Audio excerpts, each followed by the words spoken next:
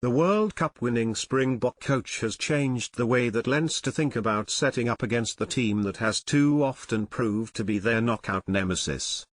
Standing pitchside in the company of TNT Sports rugby anchor Craig Doyle after Leinster's Champions Cup victory over Leicester last Saturday, we were joined by the man of the match Jamison Gibson Park. The scrum half had scored a hat-trick of tries, 2 of which were down to running classic upfield support lines, while the third was a trademark short side of a ruck interplay with hooker Dan Chien. Gibson Park was as unruffled physically as if he was conducting a pre-game chat. A brief conversation ensued about the win over the Tigers, a stuttering, patchy performance that contained some nice, well-executed strike plays, but also passages of substandard stuff, the focus and accuracy not where it needed to be.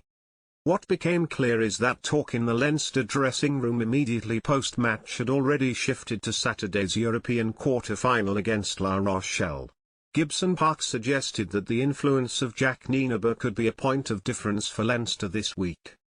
We have already witnessed how the World Cup winning Springbok coach has changed the way that Leinster think about setting up the matchday 23, on the basis of a 6-2 bench split in a number of matches.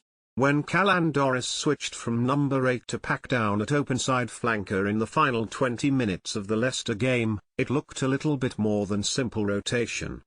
What struck me was how big the back row looked with Ryan Baird, Jack Conan and Doris, and I began to wonder if it might be a forerunner of how the team will line out against La Rochelle.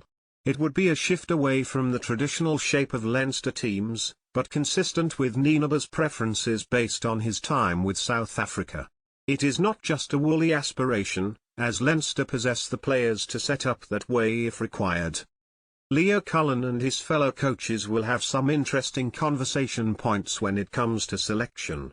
James Ryan has been a significant loss since undergoing bicep surgery last month following a training ground accident.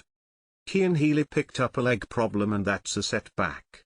His introduction during the Tigers game along with that of Jason Jenkins and Conan underlined the importance of the bench when impacting a contest. All three made valuable contributions to help push the province out of sight on the scoreboard in the final quarter.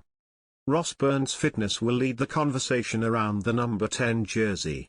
If he's available, there's still a debate to be held about which way to use the Byrne brothers and whether younger sibling Harry starting is the better fit. If Ross is ruled out, then Kieran Frawley will have his hat thrown in the out-half ring, while, if Gary Ringrose is ready to play, I'd advocate selecting him on a wing specifically for this match.